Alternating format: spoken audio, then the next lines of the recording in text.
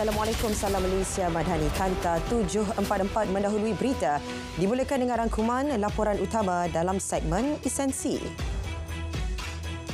Yang di-Pertuan Agong Sultan Ibrahim hari ini berangkat menghadiri hari kedua mesyuarat Majlis Raja-Raja ke-265 di Istana Negara. Mesyuarat dipengerusikan Sultan Selangor, Sultan Sharafuddin Idris Shah.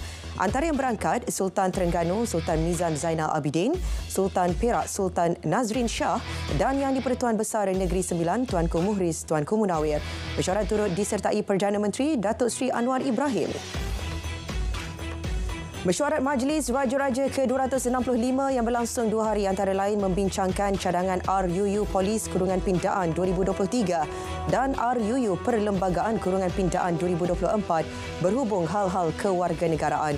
Penyimpan Mohor Besar Raja-Raja memaklumkan pelantikan Ahli Suruhanjaya Pilihan Raya dan Ahli Suruhanjaya Perkhidmatan Awam turut dibincang. Selain itu, pentadbiran agama Islam dan hal-hal di bawah Majlis Kebangsaan bagi hal Ehwal Agama Islam Malaysia MKI termasuk pelantikan pengerusi MKI dan majlis juga diberi taklimat terkini mengenai keselamatan dan pertahanan negara oleh Ketua Polis Negara dan Panglima Angkatan Tentera.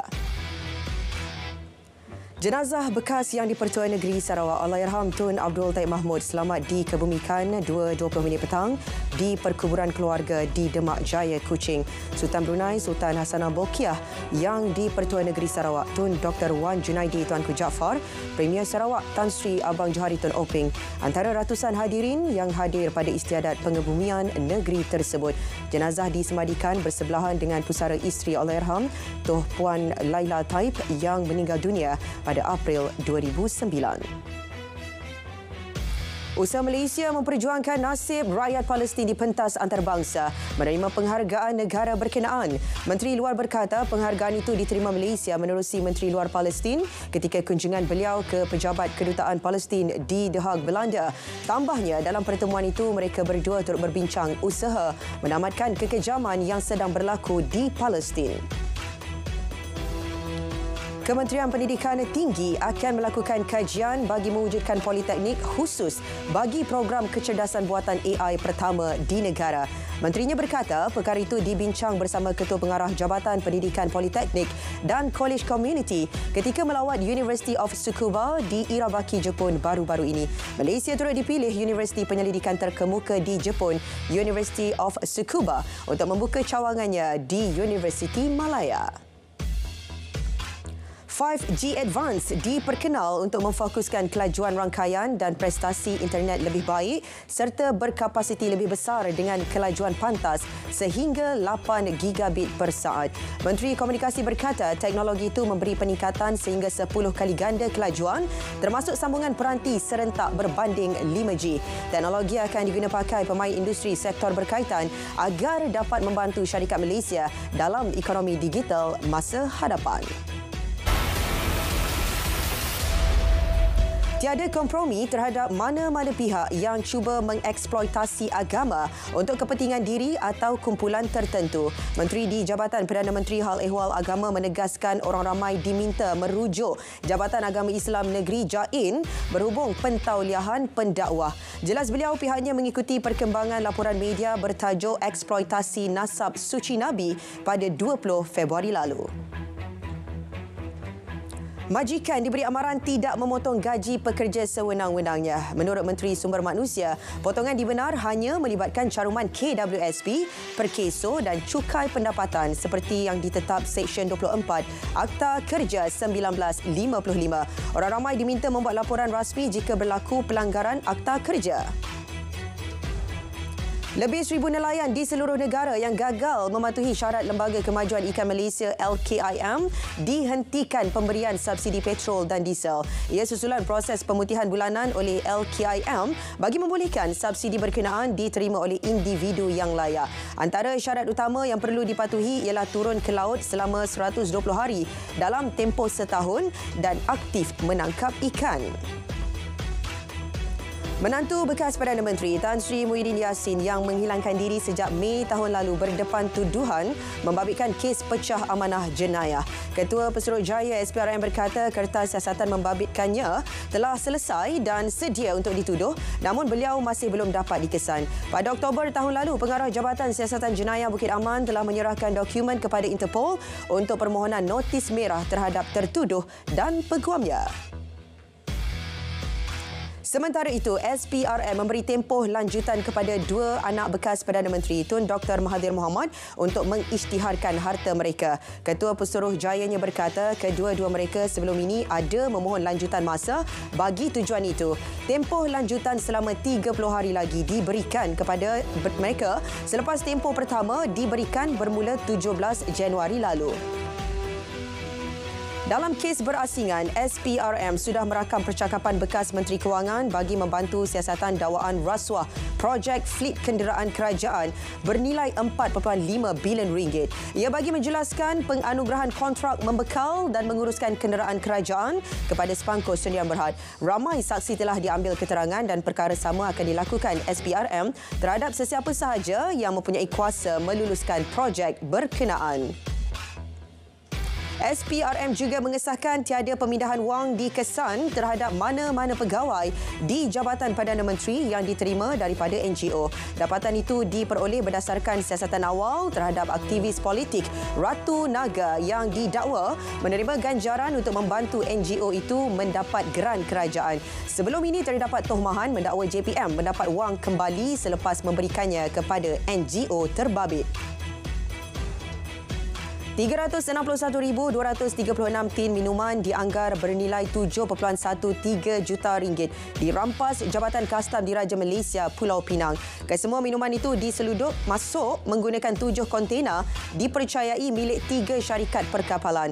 Kesemua kontena itu dikesan secara berasingan di Pelabuhan Klang, Selangor pada 31 Januari dan 7 Februari lalu.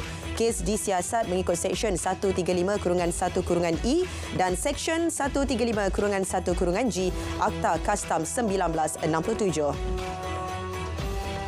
Mahkamah Session Kuala Lumpur melepas dan membebaskan bekas kelindan lori daripada tuduhan membakar 34 buah motosikal di parkir PPR Kampung Muhibah Bukit Jalil 2 tahun lepas. Keputusan itu selepas pihak pendakwaan gagal membuktikan kes prima facie terhadap tertuduh pada akhir kes pendakwaan.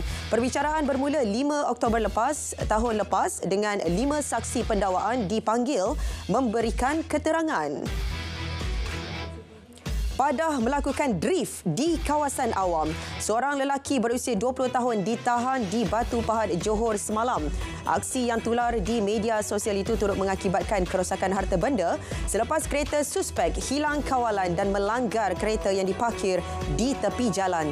Ketua Polis Daerah Batu Pahat berkata satu laporan polis diterima daripada pemilik kereta yang dilanggar suspek. Suspek kemudian direman sehingga esok dan kes disiasat mengikut Seksyen 42-1 Akta Pengangkutan Jalan 1987-Pindaan 2020. 38 parti ditahan dalam operasi di sekitar Johor pada Isnin dan Selasa lalu. Mereka dipercayai tidak mempunyai permit sah, tinggal lebih masa dan melanggar syarat permit yang ditetapkan. Pengarah Imigresen Negeri berkata operasi dilakukan Imigresen Cawangan Muar, Batu Pahat, Mersing dan Segamat.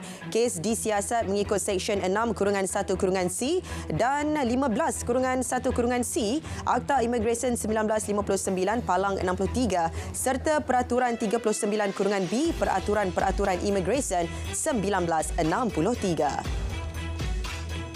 Sebuah premis di kawasan perindustrian Sungai Petani Kedah dikenakan tindakan penahanan operasi kelengkapan oleh Jabatan Alam Sekitar. Tindakan dilakukan selepas kilang terbabit disyaki terlibat aktiviti melepaskan sisa buangan cecair tidak mematuhi had. Kes akan disiasat menurut Seksyen 18-1 Akta Kualiti Alam Sekeliling 1974 dan Seksyen 34B-1 Akta Kualiti Alam Sekeliling 1974.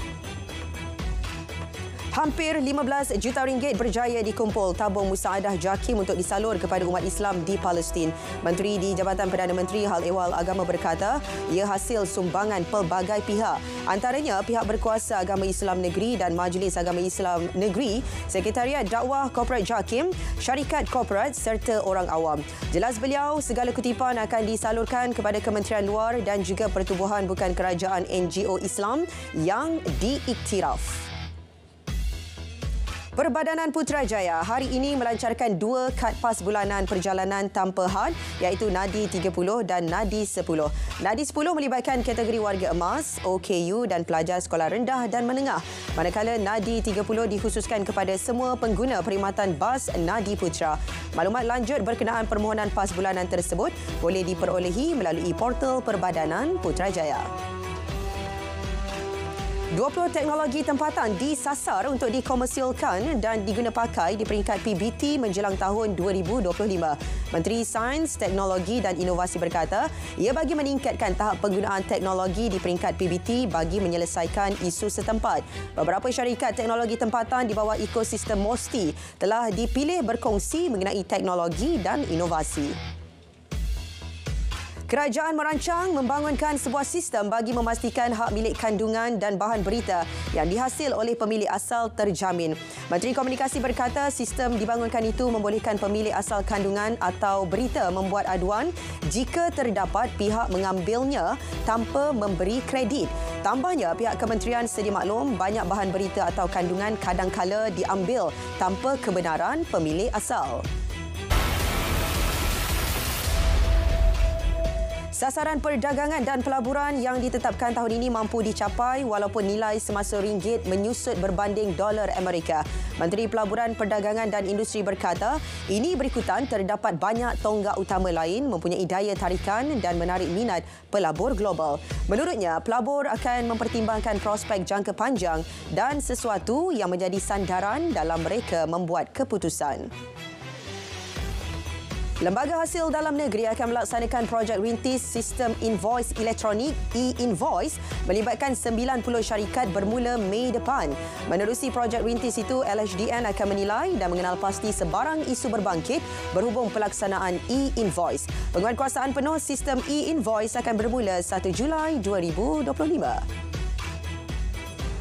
Produktiviti buruh dalam negara catat pertumbuhan positif 0.7% pada suku tahun keempat 2023 dengan jumlah jam bekerja meningkat 2.3% bagi mencatatkan 9.4 bilion jam. Ketua Perangkawan berkata jumlah bilangan pekerja menunjukkan pertumbuhan tahun ke tahun 2.5% sebanyak 16.3 juta orang. Dengan dorongan pertumbuhan ekonomi dan pasaran buruh yang stabil, produktiviti buruh negara semakin bertambah baik. Imej satelit menunjukkan satu kawasan didakwa sedang dibangunkan Mesir di sempadan Gaza. Ia dikatakan bagi menampung penduduk Palestin sekiranya serangan Israel di Rafah menyebabkan penghijrahan merentasi sempadan. Bagaimanapun, Mesir menafikan terlibat membuat persiapan sedemikian. Sebaliknya, berulang kali meluah kebimbangan serangan Zionis akan menyebabkan pemindahan penduduk Palestin ke Sinai. Dalam pada itu, imej satelit sama turut memaparkan barisan panjang trak di sebelah sempadan Mesir. Imej dikaitkan dengan situasi semasa penghantaran bantuan PBB ke Gaza melalui Mesir. Pertubuhan dunia itu memaklumkan daripada 57 trak bantuan kemanusiaan, hanya 20 trak berjaya memasuki Gaza. Sekian Kanta 744 dari Sungai ke Segara Palestin, pasti merdeka. Salam Malaysia Madani.